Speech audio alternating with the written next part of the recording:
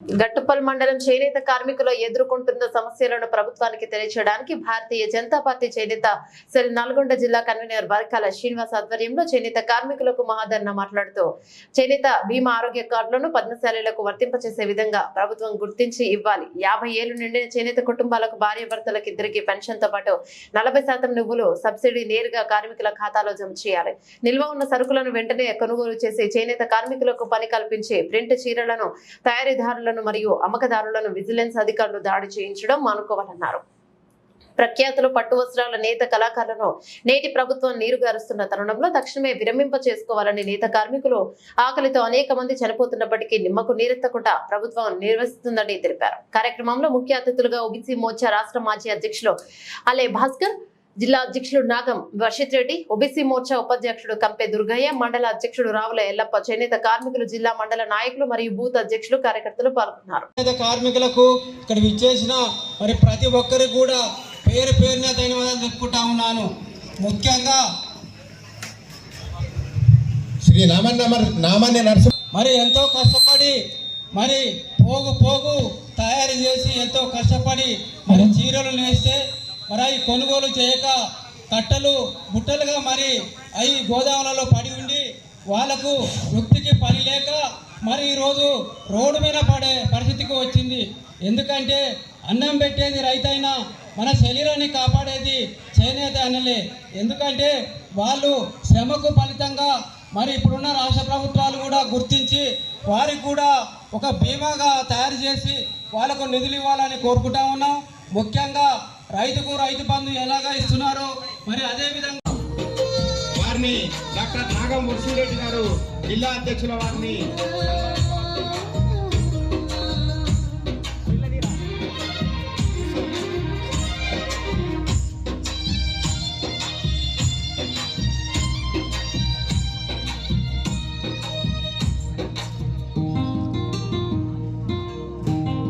అదేవిధంగా శ్రీ చెర్పల్లి వెంకటేశ్వర గారిని వేదిక వద్దకు రావాల్సిందిగా కూర్చున్నాం. వారిని జిల్లా చేనేత కన్వీనర్ శ్రీ వర్కాల శ్రీనివాస్ గారు సన్మానించవలసిందిగా కోరుచున్నాం.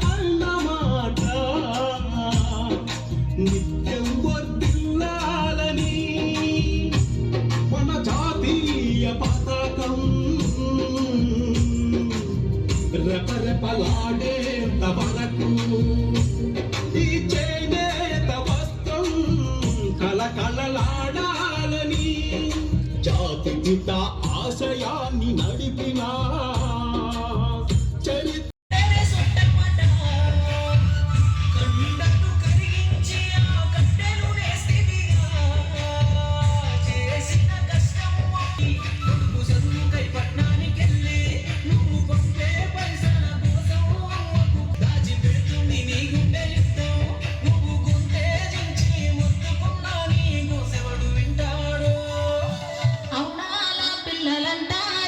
సమస్యని ఎప్పుడైనా ఒక ఊరుతో స్టార్ట్ చేసిన తర్వాత, ఒక సమస్యని ఎప్పుడైనా ఊరు సమస్యని పరిష్కరించిన తర్వాత మండల సమస్య వస్తుంది. మండల సమస్య తర్వాత నగర సమస్య.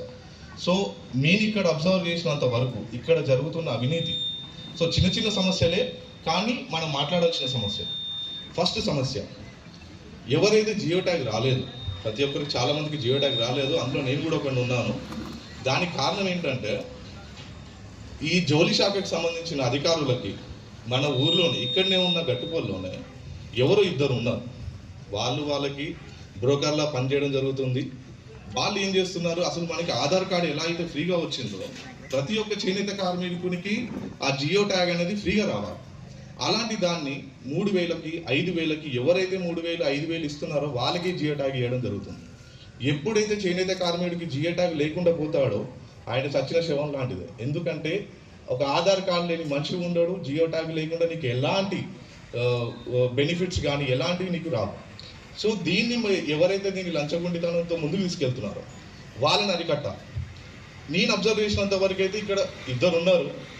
ఎవరైతే ముందుకు మీకు 3000 5000 ఇచ్చి తీసుకోవాల్సిన అవసరం లేదు, దాని గురించి కొట్లాడడానికి నేనున్నా. ఎవరైనా ఇచ్చినారని మీకు అనిపిస్తే నాకు చెప్పండి, పోదాం అడుగుదాం. నీ 3000 నీకు వస్తే 3000 మనకు జోక్ కాదు. చేనేత కార్మికునికి 3000 అంటే ఒక నెల రోజులు బతకదు. అట్లాంటి 3,000 తీసుకొని ఆడిని సంపాదిస్తాడో తెలియదు, అధికారిని సంపాదిస్తాడో తెలియదు. ఇది ఫస్ట్ సమస్య. ఎవరికైనా ఈ సమస్యను ముందుకు తీసుకెళ్లాలనుకుంటే రండి, మన కమిషనర్ దగ్గరికి పోదాము. ఈ అవినీతి ఇంత దారుణంగా జరుగుతున్నది. ఒక చేనేత కార్మికునికి 3,000 5,000 ఇవ్వడం ఏంటి? వాళ్ళు ఎక్కడి నుంచి తీసుకొచ్చి ఇవ్వాలి? ఒక జియో ట్యాగ్ కోసం ఎంత అర్హత ఉన్నా కానీ దాని